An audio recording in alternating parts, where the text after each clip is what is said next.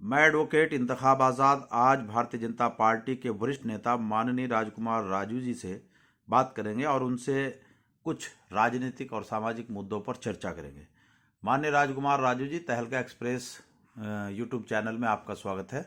आपका बहुत बहुत धन्यवाद इंतखाब भाई। आप ये चैनल को भी मैं बहुत बहुत बधाई और शुभकामनाएं देता हूँ।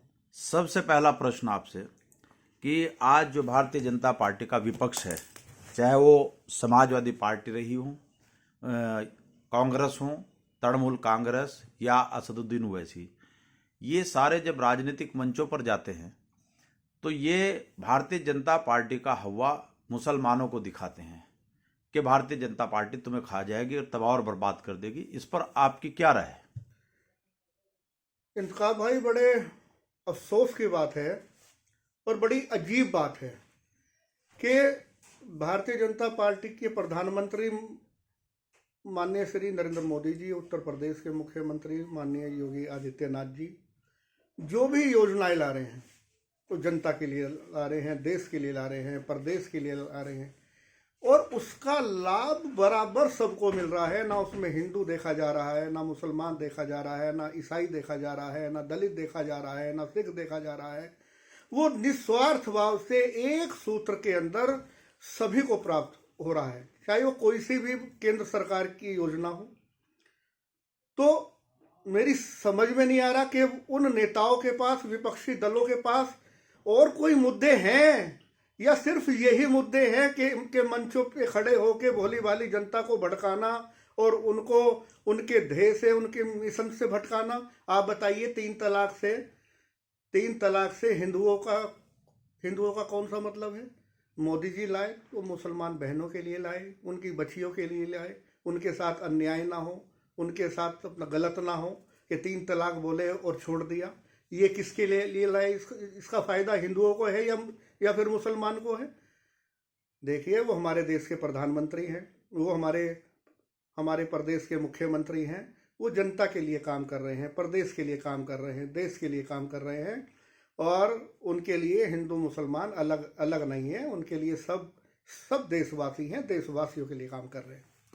अभी भारतीय जनता पार्टी के द्वारा जो जन विश्वास यात्रा निकाली जा रही है और देखने में ऐसा भी आ रहा है कि तमाम जगहों पर विपक्ष के हल्ला मचाने के बावजूद इस जन विश्वास यात्रा का बड़ा जोर शोर के साथ स्वागत किया जा रहा है, लेकिन फिर भी विपक्ष इसको कहता है कि ये भाजपा की जन विश्वास यात्रा नहीं बल्कि अंतिम विश्वास यात्रा है। इससे आप कितने सहमत हैं? अंतिम विश्वास यात्रा तो ये कांग्रेस के लिए है, ये सपा के लिए है, ये बसपा के लिए है। उनकी पिक्चर समाप्त होने वाली है, हाल तो हो चुकी है। आप देखिए, कांग्रेस का तो अस्तित्व बहुत ज़्यादा खतरे में पड़ गया है और सपा बसपा कहीं है नहीं। जन विश्वास यात्रा के माध्यम से भारतीय जनता पार्टी के शीर्ष नेता, बड़े बड़े नेता जनता के बीच में जा रहे हैं और लोग उनको अपनी आंखों पे उठा रहे हैं। लोग दिल से स्वागत कर रहे हैं, रिकॉर्ड टूट रहे हैं, जनता सड़कों पे है, नेताओं से गले मिल रही है, नेता उनसे मिल रहे हैं उनके बीच में आकर और सिर नजर आ रहे हैं चारों तरफ जहां जहां हमारी जन विश्वास यात्रा आ रही है। जन विश्वास यात्रा का मतलब है कि जनता के विश्वास को जीतने के बाद जनता के बीच में आए, उनसे पूछ रहे हैं जो हमने आपसे वादे किए थे वो पूरे किए अथवा नहीं किए।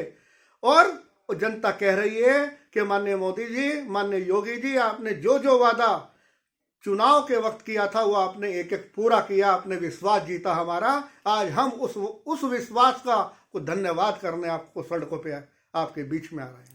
अभी कांग्रेस के राष्ट्रीय नेता माननीय राहुल गांधी जी ने हिंदुत्व और हिंदू की को परिभाषित करते हुए अपनी बात कही कि मैं हिंदू हूं, लेकिन भाजपा का जो हिंदुत्व है वो नाथूराम गोडसे है। क्या उनके आप इस बयान से सहमत हैं? अब उनके बारे में क्या कहूँ मैं। उनकी तरफ जब उन्होंने ये बयान दिया, एक तरफ संजय राउत खड़े थे, एक तरफ खड़े थे, वो भी ये देख रहे थे ये क्या बोल रहे हैं, क्या कहना चाहते हैं, क्या तात्पर्य है। वो बेचारा अपनी बात भी ढंग से रख नहीं पाते।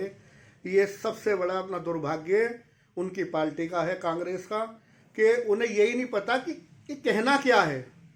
वो सिर्फ मंदिरों जाते हैं, मंदिरों में भी चुनाव के वक्त चुनाव से 1 महीना पहले जाते हैं, और अगर उनसे उस मंदिर का इतिहास या भगवान शिव की, राम की, कृष्ण की, हनुमान जी की डेफिनेशन भी पूछ ली जाए, और मेरे जैसा व्यक्ति उनसे पूछ ले कि आप इनके बारे में बताइए, एक जवाब मुझे वो दे नहीं सकते कि इनका ये कौन से भगवान है, क्या इनका हमारे हिंदू से सनातन धर्म में क्या अस्तित्व है, क्या इनका इतिहास है। तो उन्हें कुछ नहीं पता। वो सिर्फ उनके जो उनके कार्यकर्ता कह लो या उनके चमचे कह लो, पकड़ के ज़बरदस्ती ले जाते हैं, उनका सिर झुकवा के माला पिना के ले आते हैं। तो इससे ज़्यादा उन्हें हिंदुत्व के बारे में कुछ नहीं पता। राजकुमार राजू जी, आप जनविश्वास यात्रा के संबंध में अपनी सरकार का बेहद खूबसूरत अंदाज में पक्ष रख रहे थे, लेकिन अभी जो 1 साल से ज़्यादा किसान आंदोलन चला और 700 लोग उसमें शहीद हुए किसान, और उसके बाद सरकार पहले कहती रही कि किसानों के हित में है, उसको वापस नहीं ले रही थी, लेकिन उसके बाद बाकायदा सदन में बिल ला करके उसको निरस्त किया। तो अगर जनविश्वास जनता में होता तो क्या सरकार को 1 साल 700 किसानों की शहादत के बाद इस बिल को वापस लेना पड़ता? पहली बात तो ये है इंतखाब भाई कि 700 लोगों की शहादत हुई नहीं है, ऐसा कुछ नहीं है। ये सिर्फ उन लोगों का एक झूठा आंकड़ा है। और किसान बिल लेने का तात्पर्य माननीय प्रधानमंत्री जी का ये है, क्योंकि प्रधानमंत्री जी हमारे देश के नेता हैं, प्रधानमंत्री हैं, उनके लिए सब एक समान है। और रही बात किसान की और जवान की, किसान हमारे भाई हैं, हमारे हृदय हैं, हमारा प्राण है, वो देश की रीढ़ की हड्डी हैं, और वो हमारे हमारा देश एक हमारा परिवार है, और वो हमारे परिवार के मुख्य सदस्य हैं। अगर उनको कोई बात अच्छी नहीं लगी, उन्होंने अपने गार्जियन से कहा इसको वापस लो, तो मोदी जी ने देश के गार्जियन होते हुए, अपने परिवार का गार्जियन होते हुए कि एक सदस्य को बात ये अच्छी नहीं लग रही है, उनको पसंद नहीं है, जबकि वो बहुत ही हितकारी थी, बहुत ही लाभकारी थी, उन्होंने बिल को वापस ले लिया। इसमें कौन सी बात है? अपने परिवार के एक मुख्य मेंबर को उन्होंने संतुष्ट किया कि ठीक है, आपको पसंद नहीं है तो हम ये बिल वापस ले लेते हैं, क्योंकि उनका परिवार है, देश हमारी जान है, हमारा एक देश के सबसे महत्वपूर्ण अंग है किसान। अच्छा, जनविश्वास और विकास की बात हो रही है। अभी आप देख रहे होंगे कि महंगाई अपनी चरम सीमा पर है, भ्रष्टाचार का पूरी तरीके से बोलबाला है, सरकारी कार्यालयों में आम जनता की तो छोड़िए, भारतीय जनता पार्टी के जो वरिष्ठ नेता हैं उन तक की सुनवाई नहीं हो रही। इस व्यवस्था को कहाँ तक सुधारेंगे आप? ऐसा नहीं है, भ्रष्टाचार कहीं नहीं है। हमारी सरकार में मोदी जी ने और योगी जी ने यही तो काम किया कि लोगों के दिलों से भय निकाल दिया। भ्रष्टाचार बिल्कुल नहीं है। अर्थव्यवस्था जो कोरोना नामक महामारी के कारण जो बिगड़ गई थी, जो पटरी से उतर गई थी, उसको वापस लाए हैं, और आज बड़े संतुलित रूप के अंदर पूरे देश में अर्थव्यवस्था चल रही है।